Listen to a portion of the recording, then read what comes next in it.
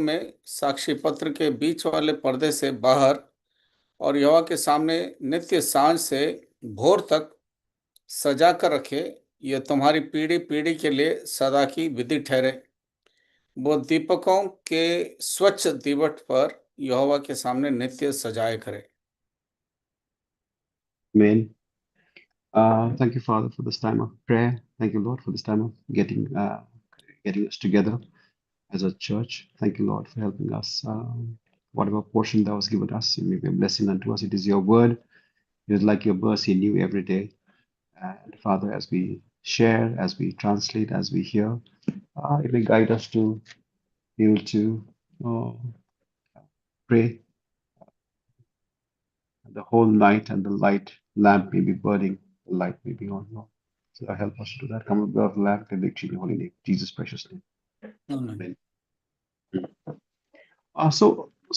This Sunday we were looking at Revelation and Jesus Christ walking amongst his churches, and the churches represented by 7 golden lampstands or candlestands.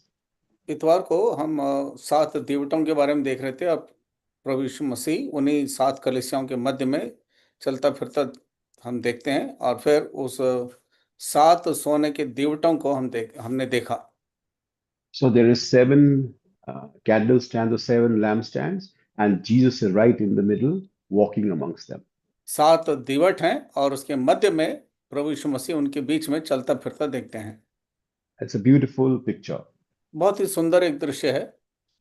But before that picture happened, इससे पहले कि वो दृश्य हुआ, there was a symbolic representation of that picture in a very old times, in the time of the Lord gave to Moses sort of a glimpse of that picture in the Old Testament. एक चिन्ह के रूप में उस दृश्य का प्रभु ने मूसा के द्वारा एक समझाया। Yeah. So, and the picture of that 7 lampstand and Jesus in the middle is in the picture of the menorah. और वो मेनोरा जो है वो इस बात का एक प्रमाण है, एक तस्वीर है कि वो 7 देवतों के मध्य में प्रभु यीशु मसीह है। In the tabernacle, in the temple, when it was absolutely dark, there was something called a menorah, which was a lampstand which had 7 lamps burning, and it was made of solid gold. और उस मंदिर आराधनालय के बीच में जब अंधकार था तो उसमें केवल ये मेनोरा नाम से जो है एक दीवट था, जिसमें 7 जो है दीवट जलते हुए हम देखते हैं। Yeah. So it was a design given by God to Moses. It had it was made of one solid piece of gold. It had one solid piece in the center and 6 branches. और वो सोने का बना हुआ दीवट था, बीच में एक दीवट था और उसके 6 और ब्रांच थे। Yeah.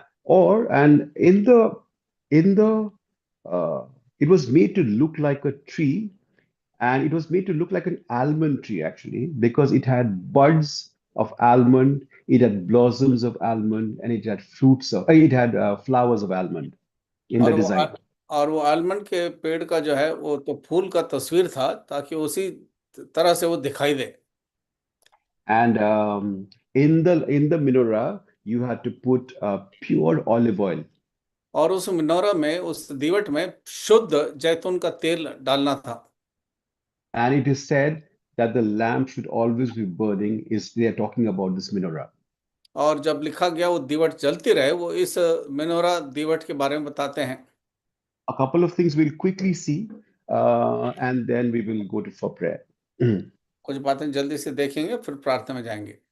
So the question that a lot of people say, why an almond flower, and why an almond blossom and a bud? कई लोग कहते हैं ये आलमंड क्यों है, बादाम, Hmm. और उसका फल क्यों है, फूल क्यों है, और ये इसके साथ क्यों इसका दृश्य है। Nothing in the Bible is just like that. It is very, very, very symbolic. It is deep. It is truthful. There are multiple layers of truth in it. हाँ, कोई भी यूं ही साधारण तौर से बाइबल में नहीं लिखा गया। हर एक बात लिखी गई उसमें बहुत सारे जो है सिद्धांत है जो प्रभु सिखाना चाहता है। And apparently, the almond tree is the first tree that flowers after winter. बादाम जो है सबसे पहला पेड़ है जो सर्दी के पश्चात ही जो है उसमें फूल लगते हैं। And it flowers before the leaves come out. और इससे पहले कि पत्ते आए उसमें फूल निकलता है। It almost looks like in the dead of winter, all the leaves are fallen. It looks like a dead tree. और झाड़े के समय पर ऐसा लगता है ये पेड़ बिल्कुल पत्ते वत्ते कुछ नहीं है, ऐसा लगता है जैसे मरा हुआ पेड़ है।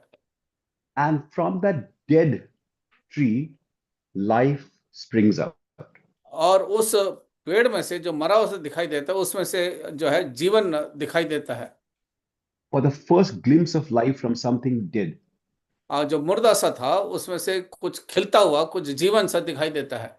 A lot of people, a lot of servants of God, a lot of Bible scholars also talk about that tree as the cross, and it is a dead wood, but out of it floweth the things pertaining to life. बहुत सारे प्रभु के दास जो है उस मुर्दे उस पेड़ को क्रूस के साथ तुलना करते हैं और उसमें से जो है जीवन बहता हुआ दिखाई देता है। So the only thing inside the temple which is absolutely dark in the holiest of holies, the only thing that gives light is this menorah and the is the menorah. ये महापवित्र स्थान में जब बिल्कुल अंधकार अंधकार सा जगह है, उस जगह पर ज्योति देने वाला केवल ये मेनोरा है, ये दीवट है जो वहां पर ज्योति देता है। So what do the three designs of the menorah signify? उस मेनोरा का जो डिजाइन है उससे क्या अर्थ निकलता है? Apparently, again, the servants of God, there are three stages. One is a bud, which is just about the flower, it's just about coming. हाँ, एक तो जब बिल्कुल बड है जो जो अंकुर सा खिला ही होता है। And then next is a blossom, which is just about to open into a flower. और फिर वो खिलने वाला स्टेज में पहुंचता है। And third is the flower that is flowering all beautifully. और तीसरा स्टेज जो है वो फूल बिल्कुल खिला हुआ से दिखाई देता है। And once it is flowers, then it will begin to it will begin to pollinate and therefore spread as seed. हाँ, बिल्कुल जब पूरी तरह खिल जाता है तो उसमें से जब पॉलिनेशन की तरह से जो है वो वहां से जो उसके बीज बिखर जाते हैं। The servants of God say this all sort of represents the three stages of of Christian life, or three types of people that could be in the church. ये जो है तीन स्तर हैं एक मसीह विश्वासी का, या कलीसिया का तीन स्टेजेस को बताता है। Yeah. So when you're just about come to life, come to new life in Christ, जब आप नए नए मसीह यीशु में आते हैं, and secondly, when the blossom is when you are growing up in Christ, working out your salvation with fear and trembling. जब उसके बाद अगला कदम है जब आप अपने इस उद्धार के कार्य को डरते कांपते हुए आप आगे बढ़ाते हैं। And once when you've sort of become a flower and therefore you're in a position to spread that sheet, spread the gospel, I mean, be in your full glory. जब आप पूरी तरह से खिल जाते हैं तो ऐसा मानो लगता है कि अब आप अपनी पूरी महिमा में जो है परमेश्वर की महिमा में आप सुसमाचार का प्रचार करने के लिए तैयार रह जाते हैं। But we have to remember all that is in the design, but that all that design is in the dark. याद रखिए सब कुछ डिजाइन है, ये सारा डिजाइन जो है अंधेरे में अंधकार में है। Till the time pure olive oil is ground olive oil is put in the lamp, and when it shines, and along with giving light, it showcases the three different designs of the bud, of the blossom, and of the flower. जब कूटा हुआ जैतून का तेल उसमें डाला जाता है और फिर जब उसमें से वो जलने लगता है तब वो जो फूल के ये तीनों स्टेजेस जो हैं दिखाई देते हैं किस तरह से जो है वो एकदम से उसका उसका बड निकलता है, उसके बाद हल्का हल्का सा खिलने लगता है, फिर संपूर्ण तौर से खिला हुआ फूल ये पूरा एकदम से चमकता है। So, and the Lord said, the light should be burning continually. और फिर प्रभु ने कहा ये दीपक जलता रहे। Therefore, the light, if it burns, it can show forth light, and the rest of the people in the church can be seen, and they may. And also, there's this beautiful verse, we read it often. Without the light, they your word is a lamp unto my feet and a light unto my path. Without the light, there is no path. You won't know where to go. बिना ज्योति के हम अपने उस कदम को, उस मार्ग को हम देख नहीं पाएंगे, हम उसमें चल नहीं पाएंगे। तो बहुत ही So the अद्भुत light, ये दृश्य है। yeah, the light has to be continual ये ज्योति जो है लगातार जलती रहने की आवश्यकता है for us to see and for us to show. कि हम देख सकें और दिखा भी सकें। Secondly, the oil has to be pure according to 24:2. और 24 ले व्यवस्था दूसरे पद के अनुसार शुद्ध होने की जरूरत है इस तेल को। Yeah, there is no, and the oil represents the Lord, the Holy Spirit, of course. ये बात सत्य है कि ये तेल जो है पवित्र आत्मा को दर्शाता है। Not by might, not by power, but just by the grace of the Lord, the Holy Spirit. ना बल से, ना शक्ति से, ना सामर्थ्य से, लेकिन पवित्र आत्मा के जरिए होता है। And the third, the oil has to be pressed.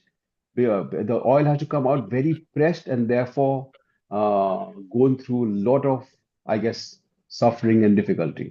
और उस तेल को जो है कूट कूट कर निकाला जाता है, या इसका अर्थ हम यूं कह सकते हैं बड़े क्लेश और दुखों में से निकल करके तब आता है। For the oil to be come out, the olive had to be pressed and made and go through it, and the oil had to happen through a lot of suffering.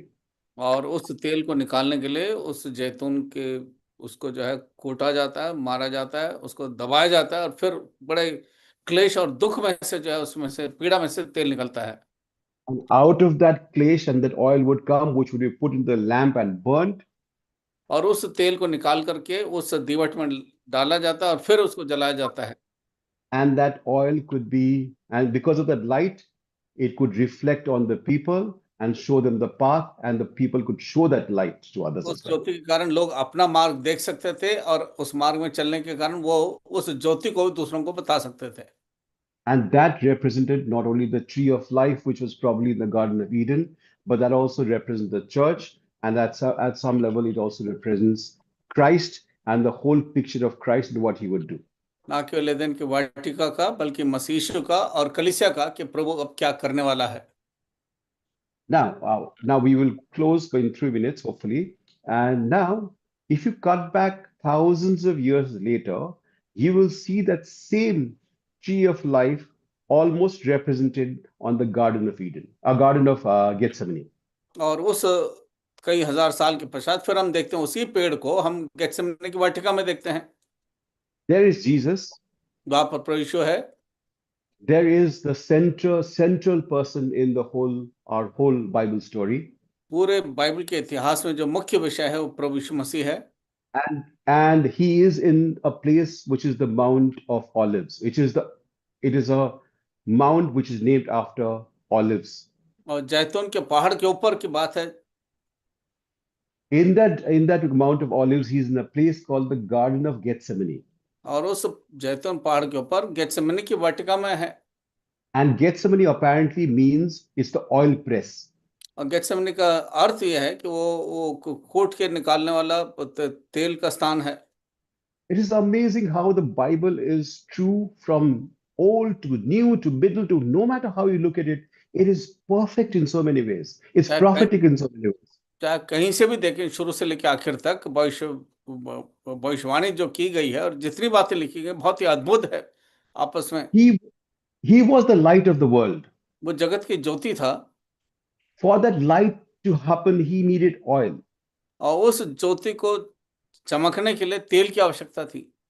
For that oil, he was in the Garden of Gethsemane, which is an oil press. और उस तेल के लिए उसको गेत्सेमनी की वाटिका में, जहां पर तेल निकाला जाता कूट करके, वहां पर था। And he was in the Mount of Olive, which is mount full of olives. और जैतून पहाड़ के ऊपर था, जहां पूरा जैतून ही था वहां पर। And what did he do? और उसने क्या किया? He prayed all night long. He told disciples, could you not wait for me 1 hour?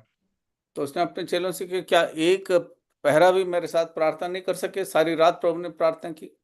And that is what he did. Continually across the night, he did not let the light go out.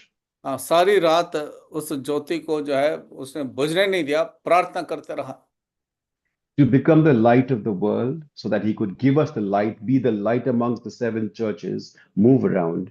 He himself went through uh, the wine oil press so that we could have the oil, which is the सारे Lord, the Holy Spirit. सारे जगत को ज्योति देने के लिए, सारे सातों कलीसियाओं के मध्य में ज्योति देने के लिए, उसको उस दुख में से, पीड़ा में से निकल करके उस ज्योति को हमें दिखाना था। And as the Lord prayed the whole night, and the Lord asked his disciples, the Lord is asking us today, could you not watch with me 1 hour? जैसे प्रभु सारी रात प्रार्थना करता रहा, चेलों से कहा, क्या तुम एक घड़ी भी मेरे साथ प्रार्थना नहीं कर सकते थे? प्रभु हमसे भी कहता है, क्या तुम मेरे साथ प्रार्थना नहीं करोगे? The light has to be burning, दीपक को जलते रहने की आवश्यकता है, oil has to be pure, और उस तेल को जो शुद्ध रहने की आवश्यकता है, the oil has to be pressed. उस तेल को जो है कूट करके निकालने की आवश्यकता है। But Lord help us that we too may be able to be reflect in the light the Lord has given us, and Prabhu we may be faithful to this time of chain prayer. प्रभु हमारी भी मदद करें कि हम भी इस chain prayer के समय विश्वास योग्यता के साथ इसी दर्शन से हम प्रार्थना में समय बिताएं। The Lord bless His word. Thank you Prabhu Vikas.